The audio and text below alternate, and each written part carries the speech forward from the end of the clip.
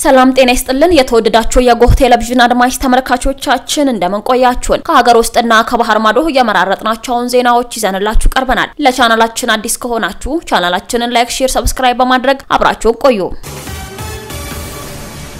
ትግራይ ክልል የሰባ እርዳታ ወረዳ አመራሮች በህወሓት የተፈጸመባቸውን ከበባ ሰብረው መውጣታቸውን ያለ ፊርማ ደሞዝ መቁረጥ መከልከሉንና የወታደር ልብስ የለበሱ ታጣቂዎች የሶማሊያን እስር ቤትን ማጥቃታቸውን እነዚህን ጨምሮ ሌሎች መረጃዎችን ይዘንላችሁ ቀርበናል አብራችሁን ቆዩ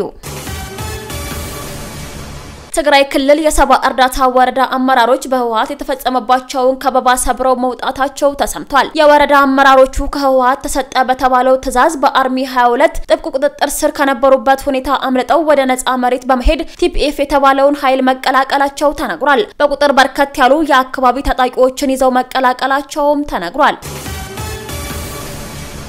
ያለ ፊርማ ደሞዝ መቁረጥ ተከለከለ የሰራተኛው ደሞዝ ያለ ሰራተኛው የማመልከቻ ፊርማ ፍቃድ ውጪ መቁረጥ የተከለከለ መሆኑን ዶክተር መኩሪያ ኃይሌ የፌደራል ሲቪል ሰርቪስ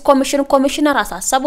ኮሚሽነሩ ከመስከረም 1 2018 ዓ.ም ጀምሮ የተስተካከለው ጭማሪ በመስከረም ወር መጨረሻ ከሚከፈለው የመስከረም ወር ደሞዝ ጋር እንዲከፈል መንግስት አመራር መስጠቱን ጠቁመው ከአቅም በላይ በሆነ ምክንያት ከመስከረም ወር ደሞዙን ጋር አብሮ ባይከፈል እንኳን የመስከረም ወር ጭማሪ መጠን በጥቅምት ወር ውስጥ የመክፈል ግዴታ እንዳለባቸው አሳስበዋል ማንኛውም አይነት ተቀናናሽ ባለመብቱ በማመልከቻ ፈርሞ ካልፈቀደ በስተቀር ከወራሃዊ ደሞዙ ላይ መቀነስ የተከለከለ መሆኑን በመንግስት ሰራተኞች አዋጅ ቁጥር 1353 ባር 2017 በግልጽ ተደንግጓል ሲል ዶክተር መኩሪያ ኃይሌ የፌደራል ሲቪል ሰርቪስ ኮሚሽነር ጨምረው አስታውቀዋል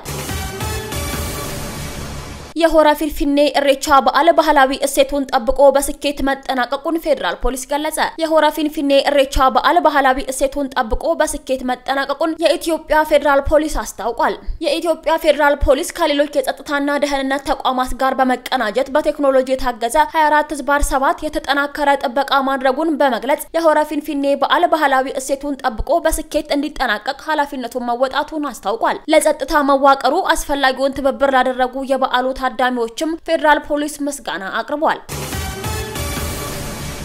ኢትዮጵያ ግብጽ በሱዳን የተከሰተውን ጎርፍ ከታላቁ ህዳሴ ግድብ ጋር በማያያዝ ያቀረበችውን ወንጀላ መሰረተ ቢስ ስትል ወርቅ አደረገች ግብጽ ከሰሞኑ በውሃና መስኖ ሚኒስትሯ በኩል ባወጣችው መግለጫ ሰሞኑን በሱዳን የተከሰተው ጎርፍ በግድቡ የአስተዳደር ችግር የተፈጠረ ነው የሚል ወንጀላ አቅርባ ነበር ክሱን ተከትሎ የኢትዮጵያ ውሃና ኢነርጂ ሚኒስትር ባወጣው መግለጫ የግብጽን ሰሞነኛ ወንጀላ መሰረተ ቢስና ከእውነታው ጋር የሚጣረስ ነው ብሎታል ከታላቁ ህዳሴ ግድብና ከአባይ ወንዝ ጋር በተያያዘ የግብጽ ተቋማት የሚያወጣቸው መግለጫዎች ሐሰት ዋና ማጠንጠኛቸው ሆኗል ነው ያለው ሚኒስተሩ በመግለጫው ይህ ለረጅም ጊዜ የቆየው የግብጽ አዝማሚያ የቅርብ ጊዜ መግለጫው ደግሞ ከሰሞኑ ሀገሪቱ በውሃና መስኖ ሚኒስትሯ በኩል ያወጣችው በሐሰተኛና እርስ በርስ በሚቃረኑ መረጃዎች የተሞላ መገለጫዋ ነው ሲል ገልጾታል ይህ የግብጽ ተንኮላዘል መግለጫና መሰረተ ቢስ ወንጀላ በጉዳዩ ላይ ግምገማ ለማድረግ ፈቃደኛ በሆነ ማንኛውም ሰው ውድቅ ሊደረግ ይችላል ያለው መግለጫው አሃዛዊ መረጃዎቹ ይህንኑ ያመላክታሉ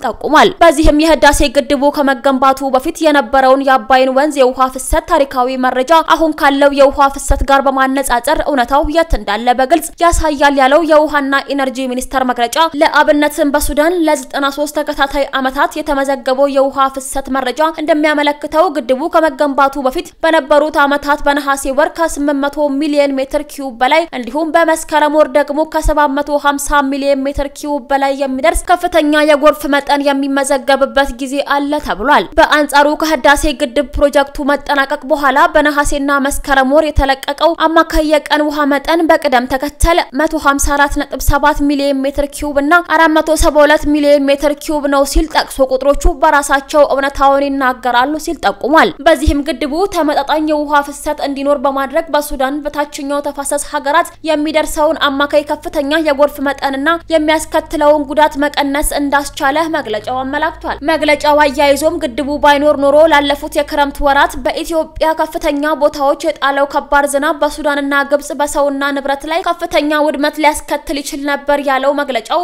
አመቱን ሙሉ ቁጥጥር የተደረገበትን ፍሰት የሚያገኙ የታችኛው ተፋሰስ ሀገራት የህዳሴ ግድብ ግንባታ ተጠቃሚ ናቸው ሲል አስታውቋል እውነታው ይህ ሆኖ ሳለ የግብጽ ባለስልጣናት መለያ ምልክት እየሆነ የመጣው ሐሰተኛ አካሄድ ከሱዳን ባለስልጣናት በኩል ጉዳዩን አስመልክቶ ከወጡ ሰሞነኛ መግለጫዎች ጋር እንደሚቃረን የሚኒስተሩ መግለጫ አመልክቷል። ለአብነትም የሱዳን እርሻና መስኖ ሚኒስተር መግለጫ በሱዳን የታየው የጎርፍ መንስኤ በዋናነት ከኢትዮጵያ ጋር ግንኙነት እንደሌለውና የፍሰቱ መጨመር ከአየር ንብረት ለውጥ ጋር በተያያዘ የተፈጠረ መሆኑን አመልክቷል ብሏል። በተጨማሪም የሱዳን ባለስልጣናት በግጭት ወቅት በሱዳን መሰረተ ልማቶች ላይ የደረሰው ጉዳት ለሁኔታው መባባስ አስተዋጽኦ ማበርከቱን ገልጸዋል ሲል የኢትዮጵያ ውሃና ኢነርጂ መግለጫ ጠቅሷል። የኢትዮጵያ የውሃና ኢነርጂ ሚኒስተር ኢንጂነር ሀብታሙ ኢተፋ ይህን ተከትሎ በሱዳን የተከሰተው ጎርፍ ከዋይት ናይል ሊሆን ይችላል፣ የታላቁ ህዳሴ ግድብ ባይኖር ኑሮ የጎርፉ መጠን እጅግ የከፋ ሊሆን ይችል ነበር፣ ግድቡ ጥፋቱን በመቀነስ ረገድ ትልቅ ሚና ተጫውቷል ሲል ገልጿል።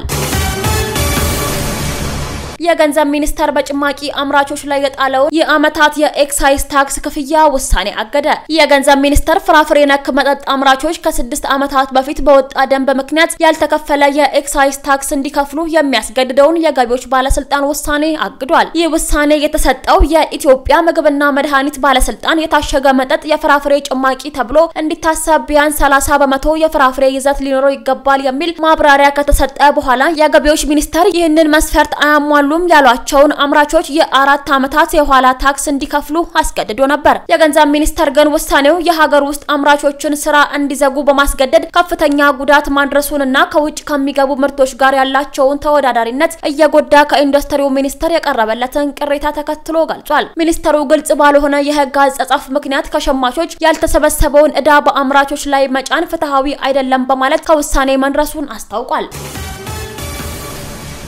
የወታደር ልብስ የለበሱ የአልሸባብ ታጣቂዎች የሶማሊያን እስር ቤት አጠቁ። 7 የአልሸባብ ታጣቂዎች በሶማሊያ ዋና ከተማ የሚገኝና ጥብቅ ጥበቃ የሚደረግለትን እስር ቤት ላይ ጥቃት ከሰነዘሩ በኋላ መግደላቸውን የሀገሪቱ መንግስት አስታወቀ። ቅዳሜ ማታ የአልሸባብ ታጣቂዎች ታስረውበት በሚገኘው ጎድካ ጂሊኮ ተብሎ በሚጠራው ማረሚያ ቤት ከሚገኝ አካባቢ ከፍተኛ የፍንዳታና የተኩስ ድምፅ ተሰምቶ ነበር። አልሸባብ ባወጣው መግለጫ በማረሚያ ቤቱ ታስረው የነበሩ ሁሉም ሙስሊም እስረኞች ማስለቀቁንና ከፍተኛ ጉዳት ማድረሱን ገልጿል። በመንግስት የሚተዳደረው ሶና የዜና ወኪል በበኩሉ እሁድ ዕለት እንደዘገቡ ታጣቂዎቹ ወደ ማረሚያ ቤቱ ለመግባት የሀገሪቱን ወታደር የደንብ ልብስ ለብሰው እንደነበርም ገልጿል። መንግስት ምንም ያህል የጸጥታ አካላት እንደተገደሉበት ያልገለጸ ቢሆንም ለተሰዉ ጀግኖች ቤተሰቦች መጽናናትን ተመኝቷል።